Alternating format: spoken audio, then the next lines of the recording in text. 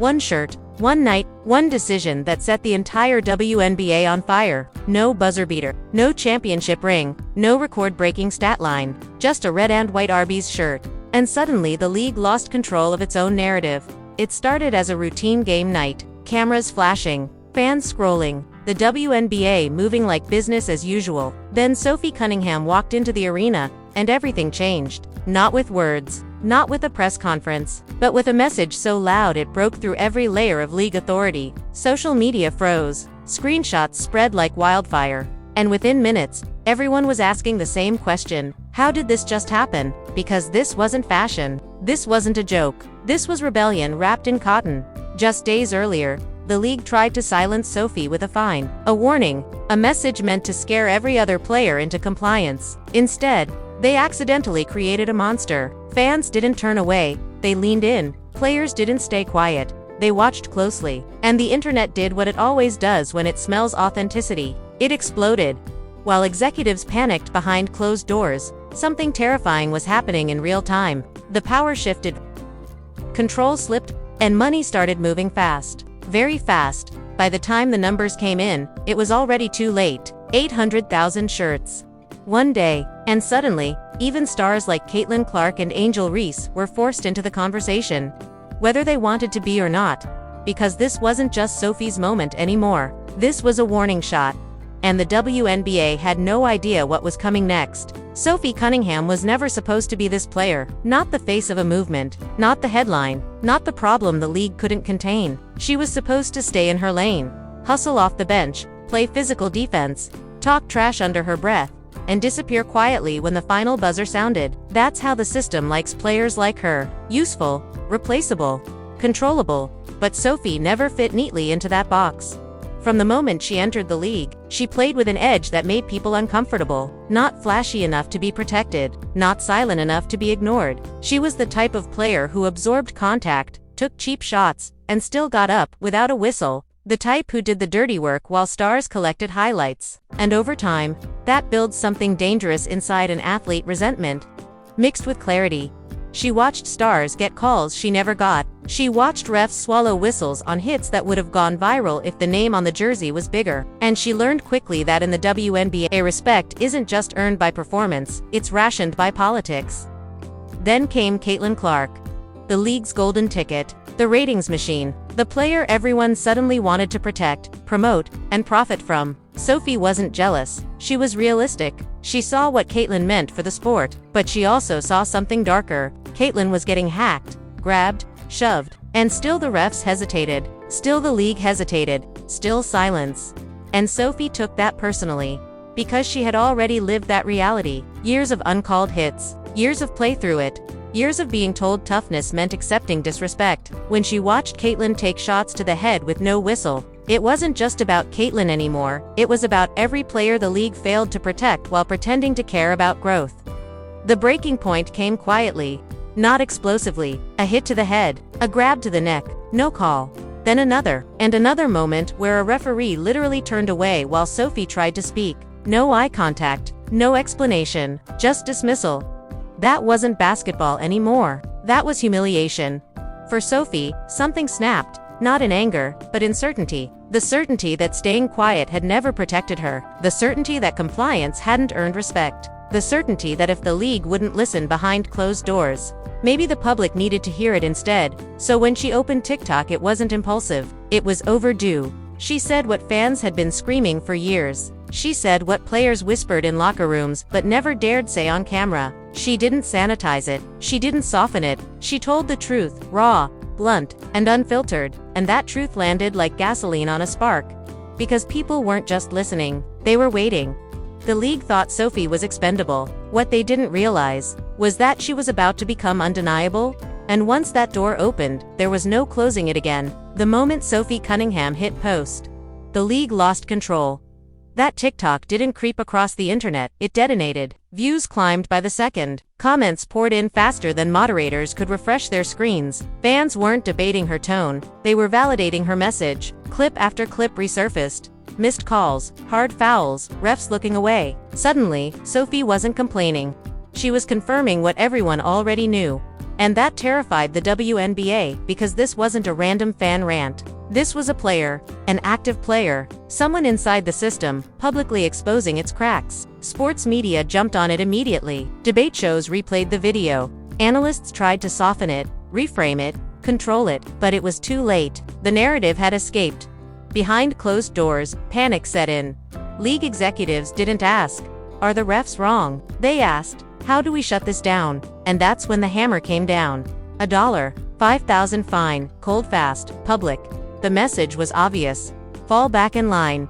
They thought it would embarrass her, silence her, turn her into a cautionary tale. In league history, fines had always worked that way. Players apologized. Statements were issued. Controversy faded. But Sophie didn't flinch. That was the first shocking twist. Instead of deleting the video, she laughed, not privately, publicly, openly, like someone who had already won. Fans expected a follow-up apology. What they got was something no one saw coming. Game night arrived, cameras ready. Tension buzzing, and Sophie walked into the arena wearing that shirt. Hot girls eat Arby's. No league logo, no sponsor approval, no explanation, just defiance. Social media exploded on impact. Screenshots flooded timelines. Memes multiplied by the minute. Sports Twitter froze. The irony was lethal. The league fined her for speaking out, and she responded by hijacking the entire conversation with a fast food shirt. And then the second twist hit even harder. Arby's noticed within minutes. The brand leaned in. Official accounts reposted her, called her iconic, crowned her an unapologetic queen. What the league treated as a problem, corporate America treated as gold. And fans followed. The shirts sold out. Not slowly, not regionally, instantly. State after state, size after size. Gone by the time league offices realized what was happening, the damage was irreversible. Sophie Cunningham had turned punishment into profit, discipline into dominance, a fine into free marketing worth millions, and then the numbers leaked, 800,000. Shirts. In one day. Impressions, not views. Sales. Real money. And here's the part that broke everything. Not $1 went to the WNBA.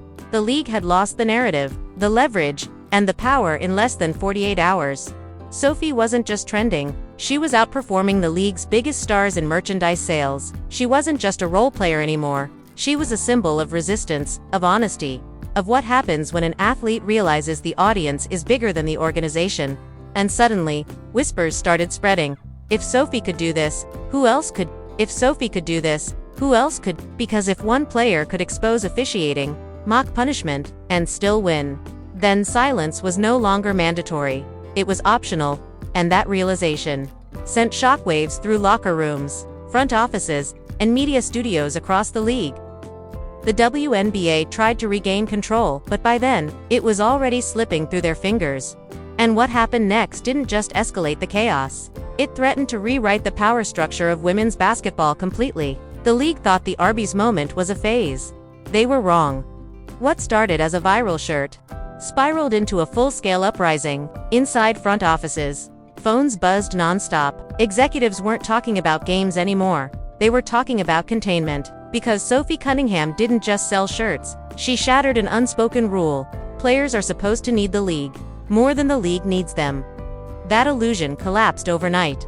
Locker rooms across the WNBA changed tone. Players who had swallowed missed calls for years suddenly felt validated. Group chats lit up. Clips resurfaced. Stories came out. Quiet frustration turned into open conversation. And the most dangerous part for the league, none of it felt forced. It felt organic, honest, real. Sponsors noticed too.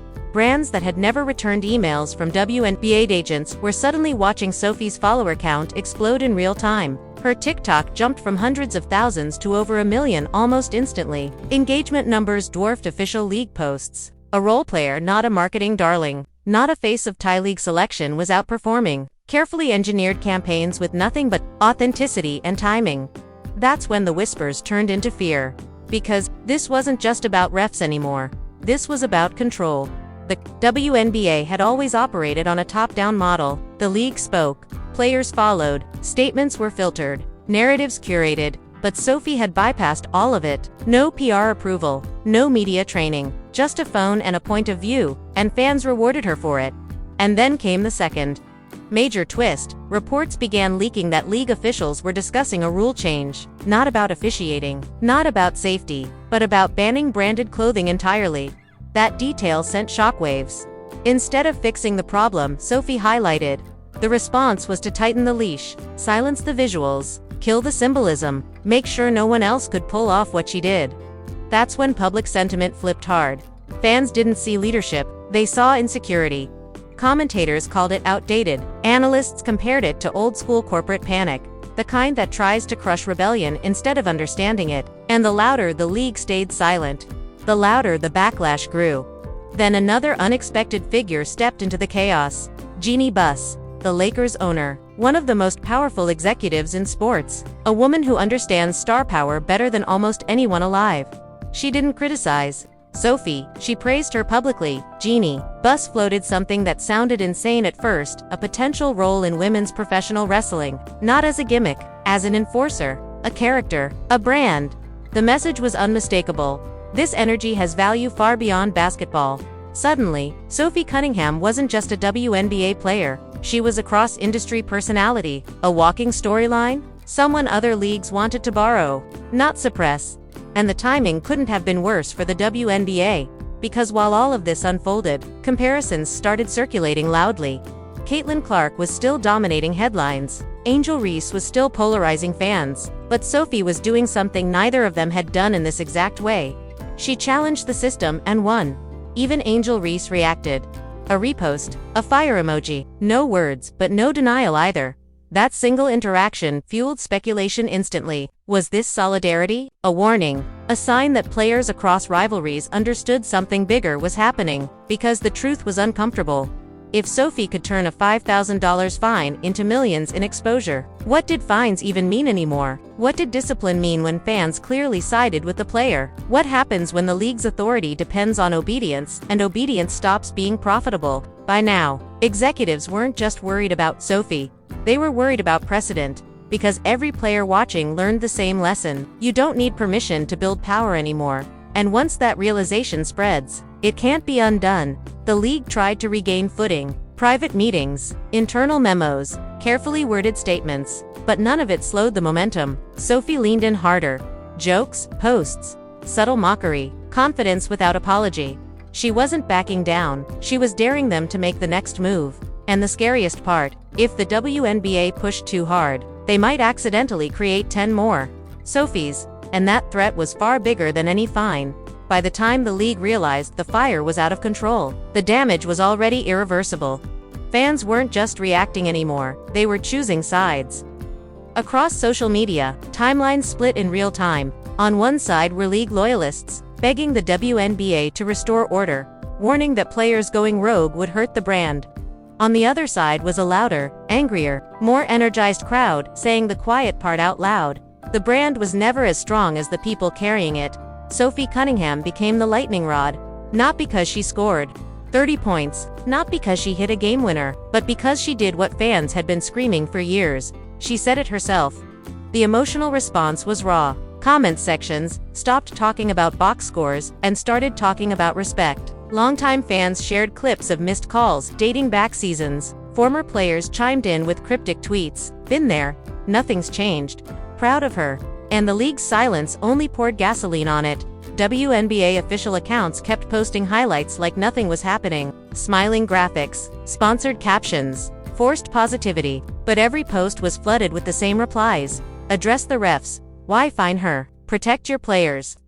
It became impossible to ignore. Inside arenas, the energy shifted to when Sophie checked into games, the crowd reaction was different, louder, sharper. Not just cheers approval. Every hard foul she took, every whistle that didn't come, fans reacted instantly. Phones already out, ready to clip and post. She had become a symbol, whether the league liked it or not. And then came the merch photos. Fans wearing the Arby's shirts to games, 2 watch parties, 2 bars. It stopped being a joke and started feeling like a statement. The same league that struggled to sell jerseys suddenly watched a fast food slogan outsell official gear, and everyone knew why. Because it wasn't about the shirt. It was about defiance. Media coverage turned relentless. Sports shows debated whether the league had lost control. Cultural commentators framed it as a power struggle between institutions and individuals. Even mainstream outlets that rarely touched women's basketball ran headlines about Sophie Cunningham breaking the system, and quietly, painfully, comparisons began. Caitlin Clark was still the ratings engine. Angel Reese was still the lightning rod for controversy. But Sophie had done something neither had. She forced the league to react. Neither had. She forced the league to react. Angel Reese's name re-entered the conversation fast. Some fans accused the league of treating Sophie differently than Angel. Others argued the opposite, that Sophie was being punished for speaking up while Angel had been protected by narratives. The rivalry-adjacent tension reignited overnight, dragging Reese into debates she didn't even start this time. Angel's subtle reaction, that reposed, that emoji, became a storyline of its own. Was it support? Was it sarcasm? Was it strategy? No one knew, but everyone talked. Inside locker rooms, the emotional fallout was even heavier. Younger players watched closely. Veterans whispered about fines they'd paid silently. Agents started recalculating leverage, because for the first time, it felt like the audience wasn't automatically siding with the league. They were siding with the human. The WNBA wanted unity. What it got was a reckoning. And while executives tried to calm sponsors and control messaging, one terrifying reality kept surfacing. They hadn't just lost a PR battle. They had awakened a belief that players didn't need to wait their turn anymore, and once fans emotionally commit to that idea, there's no going back. Just when everyone thought the chaos had peaked, the real shock hit behind closed doors.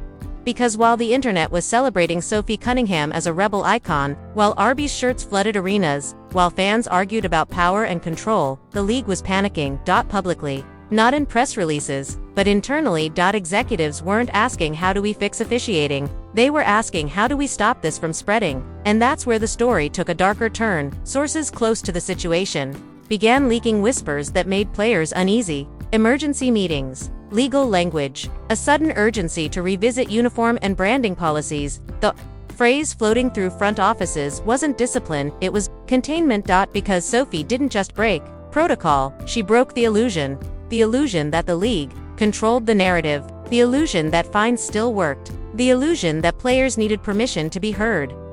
Behind the scenes, one question dominated every conversation.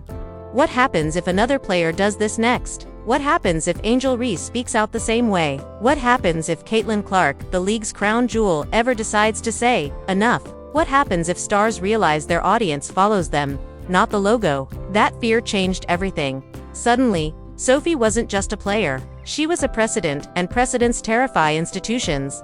The next games felt different. Referees were visibly tighter. Whistles came quicker, sometimes too quick. Every call involving Sophie drew reactions. Every hard foul sparked a roar. Fans weren't just watching basketball anymore. They were watching power dynamics play out possession by possession. Then came the moment no one expected. During a nationally televised broadcast, a commentator casually mentioned that the league was reviewing policies to ensure professionalism moving forward. That one sentence detonated online. Professionalism, is that code for silence? Are they scared? Players noticed too. Because when rules suddenly change after someone speaks up, it's never about fairness. It's about control. And here's the twist no one saw coming. The conversation quietly shifted away from Sophie and toward who might be next. Angel Reese's name trended again. Not for performance, but for posture. Caitlin Clark's silence started to feel louder than words. Other players began posting vague captions. I am, quotes about freedom, power, voice. The league tried to tighten its grip, just as the locker rooms began to loosen theirs. And Sophie, she didn't back down. She leaned in. Another post, another wink to the fans, another reminder that she wasn't asking for approval. That's when the final realization hit executives like a cold splash of water. They could fine her again. They could rewrite policies. They could threaten consequences. But they couldn't undo what had already happened. Fans had seen behind the curtain.